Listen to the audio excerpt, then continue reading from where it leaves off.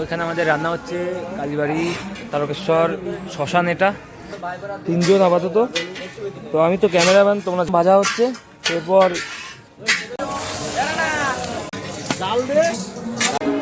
তোমাদের চালটা এখন আপাতত দেওয়া হয়ে গেছে। মোটামুটি আমাদের রান্নার সরঞ্জাম সব চলছে। এরপর দেবো জল, তারপর হয়ে যাবে খিচুড়ি।